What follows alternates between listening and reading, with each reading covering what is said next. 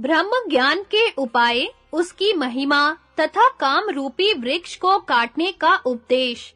शुकदेव जी ने कहा, पिताजी, अब आप उस धर्म का वर्णन कीजिए जो सब धर्मों से श्रेष्ठ है तथा जिससे बढ़कर दूसरा कोई धर्म नहीं है। व्यास जी ने कहा, बेटा, मैं ऋषियों के बतलाए हुए प्राचीन धर्म का जो सब धर्मों से श्रेष्ठ है वर्णन करता हूँ, तुम एकाग्र चित्त होकर सुनो। जैसे पिता अपने छोटे बच्चों को काबू में रखता है, उसी प्रकार मनुष्य को बुद्धि के बल से अपनी प्रमथनशील इंद्रियों को यत्न पूर्वक संयम करना चाहिए।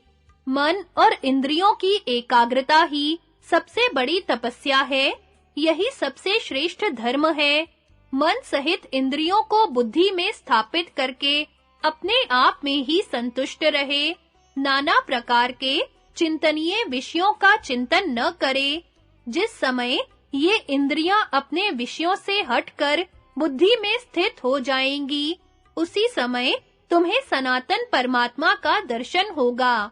धूम रहित अग्नि के समान देदीप्यमान वह परमेश्वर ही सबका आत्मा और परम महान है। महात्मा ब्राह्मण ही उसे देख पाते हैं। पुरुष जलते हुए ज्ञानमय प्रदीप के द्वारा अपने अंतःकरण में ही आत्मा का दर्शन करता है। शुकदेव, तुम भी इसी प्रकार आत्मा का साक्षात्कार करके सर्वज्ञ हो जाओ। उत्तम बुद्धि का आश्रय लेकर सब प्रकार के सांसारिक बंधनों से छूट जाओगे और प्रसन्न चित्त होकर ब्रह्म भाव को प्राप्त होगे। उस अवस्था में तुम्हें समस्त प्राणियों की उत्पत्ति और प्रलय का स्पष्ट दर्शन होगा। धर्मात्माओं में श्रेष्ठ एवं तत्वज्ञानी मुनियों ने संसार सागर से पार होने के साधन को ही सर्वश्रेष्ठ धर्म माना है। यह मैंने तुमसे सर्वव्यापी परमात्मा के ज्ञान का साधन बतलाया है। जो कोई परम पवित्र, हितैषी और भक्त हो, उसी को इसका उपदेश करना चाहिए। यह परम गोपनीय गुह्य ज्ञान आत्मा का दर्शन कराने वाला है। इसका स्वयं ही अनुभव करना चाहिए। वह पर ब्रह्म परमात्मा सुख दुख से परे और भूत भविष्य का कारण है। वह ना स्त्री है, ना पुरुष है और ना नपुंसक ही है। कोई स्त्री हो या पुरुष जो उस ब्रह्म को जान लेता है, उसका संसार में पुनर्जन्म नहीं होता। मोक्ष की सिद्धि के लिए ही इस आत्मज्ञान रूपी धर्म का उपदेश किया जाता है। बेटा, सब प्रकार के मतों ने इस विषय का जैसा प्रतिपादन किया है, उसके अनुकूल ही मैंने भी वर्णन किया है। गंध और रस आदि विषयों में राग द्वेष का न होना, सुख की आसक्ति से दूर रहना और मान बढ़ाई, यश तथा कीर्ति की इच्छा का त्याग करना, यही तत्वज्ञानी ब्राह्मण का आधार है। गुरु सेवा परायण होकर ब्रह्मचर्य के पालन पूर्वक संपूर्ण वेदों के पढ़ने और उनका ज्ञान प्राप्त कर लेने मात्र से ही कोई ब्राह्मण नहीं हो जाता। जो संपूर्ण प्राणियों को अपने कुटुंब की भांति समझकर उन पर दया करता और सर्वज्ञ तथा सब वेदों का तत्वज्ञ होकर मृत्यु को अपने अधीन कर लेता है, वही सच्चा ब्राह्मण है। विधि का परित्याग करके नाना प्रकार की इष्टियों और बड़ी-बड़ी दक्षिणाओं वाले यज्ञों का अनुष्ठान करने मात्र से ही किसी को ब्राह्मणत्व नहीं प्राप्त हो जाता। जिस समय वह दूसरे प्राणियों से नहीं डरता और दूसरे प्राणी भी उससे भयभीत नहीं होते, तथा जब वह इच्छा और द्वेष का सर्वथा परित्याग कर देता है, उसी समय उसे ब्रह्म भाव की प्राप्ति होती है और तभी वह वास्तव में ब्राह्मण कहलाने का अधिकारी होता है। जब मन, वाणी और शरीर से किसी भी प्राणी की बुराई करने का विचार न उठे, उस समय मनुष्य ब्रह्म स्वरूप हो जाता है। जगत में कामना ही एकमात्र बंधन है, दूसरा नहीं। जो कामना के बंधन से छूट जाता है, वह ब्रह्म भाव को प्राप्त हो जाता है। जो अनेकों नदियों से सदा भरा जाने पर भी कभी अपनी मर्यादा का त्याग नहीं करता, ऐसे समुद्र में जिस प्रकार संपूर्ण जल आकर समा जाते हैं और उसे विचलित नहीं कर पाते, उसी प्रकार संपूर्ण भोग जिसे विचलित नहीं कर पाते, वही परम शांति को प्राप्त होता है, भोगों को चाहने वाला नहीं। वेद का सार है सत्य, सत्य का सार है इंद्रियों का संयम, और उसका सार है दान, और दान का सार है तपस्या।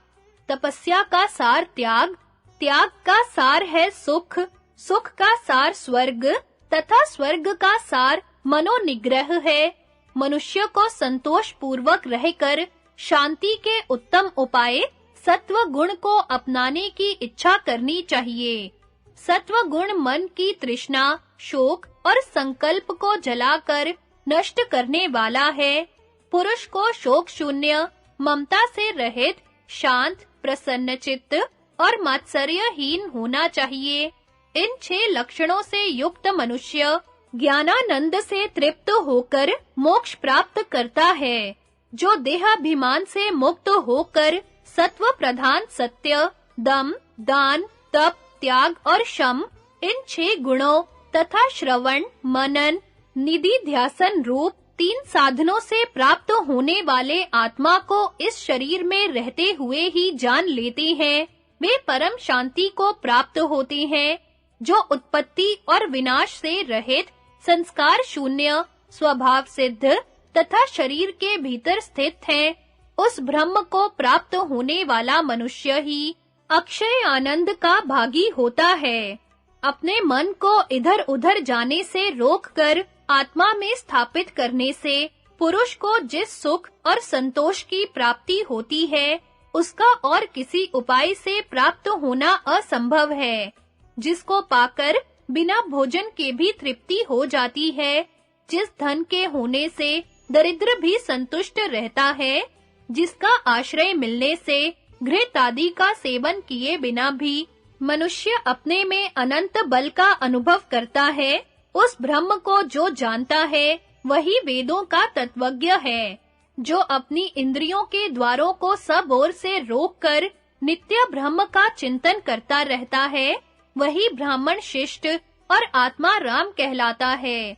जो सामान्यतः संपूर्ण भूतों और भौतिक गुणों का त्याग कर देता है, उसको सुख की प्राप्ति होती है और उसका दुख उसी प्रकार नष्ट हो जाता है जैसे सूर्योदय से अंधकार। गुणों के ऐश्वर्य से तथा कर्मों का परित्याग करके विषय वासना से रहित हुए उस ब्रह्मवेता पुरुष को जरा और मृत्यु का भय नहीं रहता।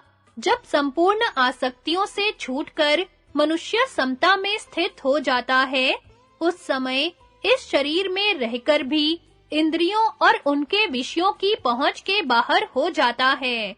इस प्रकार जो कार्यमयी प्रकृति की सीमा को लांघकर कारण रूप ब्रह्म में स्थित होता है, वह ज्ञानी परम पद को प्राप्त हो जाता है। उसे पुनः इस संसार में जन्म नहीं लेना पड़ता। मनुष्य की हृदय भूमि में मोह रूपी बीज से उत्पन्न हुआ एक अद्भुत वृक्ष है। उसका नाम है काम। क्रोध और अभिमान उसके स्कंध हैं।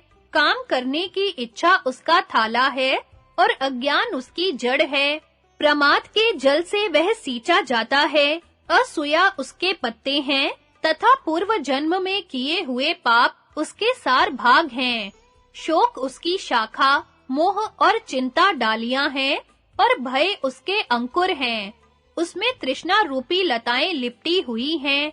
लोभी मनुष्य लोहे की जंजीरों के समान वासना के बंधनों में बंधकर उस वृक्ष को चारों ओर से घेर कर खड़े हैं और उसके फल का आस्वादन करना चाहते हैं।